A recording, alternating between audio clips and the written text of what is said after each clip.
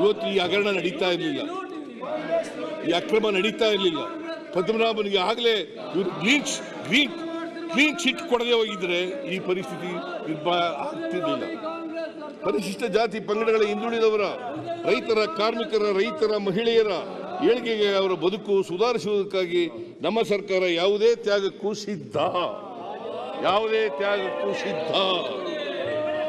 ಈ ವರ್ಗಗಳ ಕಲ್ಯಾಣಕ್ಕಾಗಿ ಮೀಸಲಿಟ್ಟ 1 ರೂಪಾಯಿಯನ್ನು, ಈ ವರ್ಗಗಳಿಗೆ ಮೀಸಲಿಟ್ಟ 1 ರೂಪಾಯಿಯನ್ನು ಕದಿಯಲು ಬಿಡುವುದಿಲ್ಲ. It is our commitment. ದುರುಪಯೋಗ ಆಗಲು ಬಿಡುವುದಿಲ್ಲ. ಬಿಜೆಪಿ ಸರ್ಕಾರದ ಅವಧಿಯಲ್ಲಿ ಅಸಂಖ್ಯಾತ ಹಗರಣಗಳು ನಡೆದಿವೆ.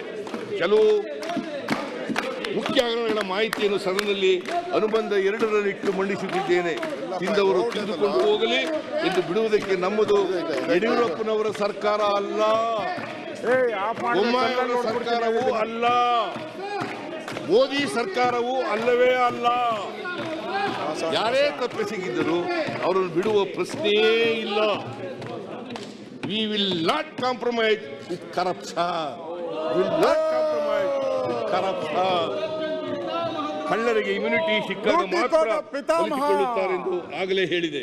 ಇಂದಿನ ಇಬ್ಬರು ಮುಖ್ಯಮಂತ್ರಿಗಳ ಕಾಲದಲ್ಲಿ ಈ ಕಳ್ಳರನ್ನು ಮಟ್ಟ ಹಾಕಿದರೆ ಅಥವಾ ಮೋದಿ ಸರ್ಕಾರದ ಕದೀಮ ಬ್ಯಾಂಕ್ ಮ್ಯಾನೇಜರ್ಗಳನ್ನು ಮಟ್ಟ ಹಾಕಿದರೆ ಇಂದು ದೇಶದಲ್ಲಿ ಈ ರೀತಿಯ ಪ್ರಕರಣಗಳು ನಡೆಯುತ್ತಿದ್ದಾವೆ. ದೇಶದ ಎಷ್ಟೊಂದು ಬ್ಯಾಂಕ್ಗಳಲ್ಲಿ ಈ ರೀತಿಯ ಪ್ರಕರಣಗಳು ನಡೆದಿವೆ ಎಂಬ ಮಾಹಿತಿಯನ್ನು RBI ಪ್ರಕಟಿಸಬೇಕು. ಆಗ ಸತ್ಯಾಂಶ ಹೊರಬರುತ್ತದೆ. ಕರ್ನಾಟಕದಲ್ಲಿ ಕಳೆದ 5-6 ವರ್ಷಗಳಲ್ಲಿ ಅನೇಕ ಬ್ಯಾಂಕುಗಳಲ್ಲಿ ಫ್ರಾಡ್ಗಳು ನಡೆದಿದ್ದಾವೆ. ರಾಷ್ಟ್ರೀಕೃತ ಬ್ಯಾಂಕ್ಗಳು ಯಾರ ಅಧೀನದಲ್ಲಿದ್ದಾವೆ? ಈ ಕದೀಮ ಮ್ಯಾನೇಜರ್ಗಳು ಯಾರ ಅಧೀನದಲ್ಲಿದ್ದಾರೆ? ಕೇಂದ್ರದ ಹಣಕಾಸು ಸಚಿವರ ಅಧೀನದಲ್ಲಿದ್ದಾರೆ ತಾನೆ? ಅಂತಿಮವಾಗಿ ಮೋದಿಯವರ ಅಧೀನದಲ್ಲಿದ್ದಾರೆ ತಾನೆ? ನಮ್ಮ ಜನರ ದುಡ್ಡನ್ನು ಹೇಗೆಂದರೆ ಹಾಗೆ ಲೂಟಿ ಮಾಡುವುದಕ್ಕ ಈ ಬ್ಯಾಂಕ್ಗಳು ಇರುವುದು. ನಮ್ಮ ದುಡ್ಡನ್ನ ಲೂಟಿ ಮಾಡಕ್ಕೆ ಇರೋದು ಈ ಬ್ಯಾಂಕ್ಗಳು. ಇದೇ ವಾಲ್ಮೀಕಿ ಅಭಿವೃದ್ಧಿ ನಿಗಮದಲ್ಲಿ ಹಿಂದೆಯೂ ಹಗರಣಗಳಾಗಿವೆ. ಈ ಹಗರಣಗಳನ್ನು ಹೊರತರುವ ಕೆಲಸವನ್ನು ನಾವು ಮಾಡುತ್ತೇವೆ. ವಿವಿಧ ಆರೋಪಿಗಳಿಂದ 34.25 ಕೋಟಿ ಹಣ ವಸೂಲು ಮಾಡಲಾಗಿದೆ. ಇದುವರೆಗೆ ಸರ್ಕಾರವು 85,25,798 ರು ಹಣವನ್ನು ವಿವಿಧ ಹಂತಗಳಲ್ಲಿ ತನ್ನ ವಶಕ್ಕೆ ಪಡೆದಿದೆ. ಉಳಿದಿದ್ದನ್ನು ವಶಕ್ಕೆ ಪಡೆಯುವ ಕೆಲಸ ಮಾಡುತ್ತಿದೆ. ಈ ವಿವರವನ್ನು ಅನುಬಂಧ 2ರಲ್ಲಿಟ್ಟು ಮಂಡಿಸುತ್ತಿದ್ದೇನೆ. ನಿಮ್ಮ ಅವಧಿಯಲ್ಲಿ ನಡೆದಿರುವ ಹಗರಣಗಳಲ್ಲಿ ಎಷ್ಟು ಮೊತ್ತವನ್ನು ರಿಕವರಿ ಮಾಡಿದ್ದೀರಿ ಹೇಳಿ? ಎಷ್ಟು ಮೊತ್ತವನ್ನು ರಿಕವರಿ ಮಾಡಿದ್ದೀರಿ ಹೇಳಿ? ನಾವು ತಪ್ಪು ಮಾಡಿದವರನ್ನು ಜೈಲಿಗೂ ಕಳಿಸಿದ್ದೇವೆ, ಹಣವನ್ನೂ ವಾಪಸ್ ತರುತ್ತಿದ್ದೇವೆ. ಆದರೆ ನೀವು ಕಳ್ಳರಾಗುವಂತೆ ಮಾಡಿದಿರಿ. ಲೂಟಿ ಮಾಡಿದ ಹಣವನ್ನು ವಾಪಸ್ ತರಲಿಲ್ಲ. 187 ಕೋಟಿ. ಅಂತಿಮವಾಗಿ ಈಗಾಗಲೇ ಈ ಹಗರಣದ ತನಿಖೆಯನ್ನು ರಾಜ್ಯ ಸರ್ಕಾರವು CID SITಗೆ ನೀಡಿ ಆದೇಶಿಸಿರುತ್ತದೆ. CBI ಹಾಗೂ ED ಸಂಸ್ಥೆಗಳು ಕೂಡ ತನಿಖೆ ನಡೆಸುತ್ತಿವೆ.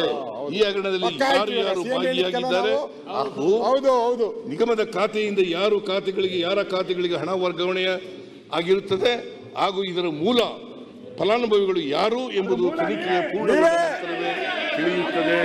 ತನಿಖೆ ನಡೆಯುತ್ತಿರುವಾಗ ನಾನು ಯಾವುದೇ ವ್ಯಕ್ತಿಯ ಬಗ್ಗೆ ಸ್ಪಷ್ಟವಾಗಿ ಇವರೇ ಕಾರಣಕರ್ತರು ಎಂದು ಹೇಳಿದರೆ ತಪ್ಪಾಗುತ್ತದೆ ಹಾಗೂ ತನಿಖಾ ಸಂಸ್ಥೆಯ ತನಿಖೆಯನ್ನು ದಾರಿ ತಪ್ಪಿಸಿದಂತಾಗುತ್ತದೆ. ಆದುದರಿಂದ ತನಿಖೆ ಮುಗಿಯುವವರೆಗೂ ಕಾಯಬೇಕಾಗುತ್ತದೆ. ತದನಂತರ ತನಿಖೆಯ ಫಲಿತಾಂಶದ ಆಧಾರದ ಮೇಲೆ ತಪ್ಪಿತಸ್ಥರ ವಿರುದ್ಧ ಕ್ರಮ ತೆಗೆದುಕೊಳ್ಳಲು ಹಾಗೂ ನಿಗಮಕ್ಕೆ ಹಣ ವಾಪಸ್ ಪಡೆಯುವ ಕೆಲಸ ಮಾಡಬೇಕಾಗುತ್ತದೆ. ರಾಜ್ಯ ಸರ್ಕಾರವು ವಾಲ್ಮೀಕಿ ನಿಗಮದ ವ್ಯವಸ್ಥಾಪಕ ನಿರ್ದೇಶಕರಾದ JG ಪದ್ಮನಾಭ ಹಾಗೂ ಲೆಕ್ಕಾಧೀಶಕ ಪರಶುರಾಮ್ ದುರ್ಗಣ್ಣನವರ್ ಇವರನ್ನು ಅಮಾನತು ಮಾಡಿದೆ. SIT ಬಂಧಿಸಿ ಜೈಲಿಗೆ ಅಟ್ಟಿದೆ. ಇಲಾಖೆಯ ಸಚಿವರಾಗಿದ್ದ ನಾಗೇಂದ್ರ ಅವರು ರಾಜೀನಾಮೆ ನೀಡಿದ್ದಾರೆ. ಆದರೆ ED ಬಂಧಿಸಿದೆ. ಹಾಗೆಯೇ ಬ್ಯಾಂಕಿನ ಸಿಬ್ಬಂದಿಗಳನ್ನು ಸಹ SIT ಇವರೇ ಅರೆಸ್ಟ್ ಮಾಡಿ ಜೈಲಿಗೆ ಅಟ್ಟಿದ್ದಾರೆ. ಈ ಹಗರಣದಲ್ಲಿ ಹಣಕಾಸು ಇಲಾಖೆ ಯಾವುದೇ ಪಾತ್ರ ಇರುವುದಿಲ್ಲ. ಹಣಕಾಸು ಇಲಾಖೆ ಆದೇಶದಂತೆ ಆಯವ್ಯಯದಲ್ಲಿ ತಿಳಿಸಿದಂತೆ ಪರಿಶಿಷ್ಟ ಪಂಗಡ ಕಲ್ಯಾಣ ಇಲಾಖೆಯ ನಿಗಮಕ್ಕೆ 4 ಕಂತುಗಳಲ್ಲಿ ಅನುದಾನ ಬಿಡುಗಡೆ ಮಾಡಿರುತ್ತದೆ. ಆಡಳಿತ ಇಲಾಖೆ ಆದೇಶದ ನಂತರ ಸಂಬಂಧಪಟ್ಟ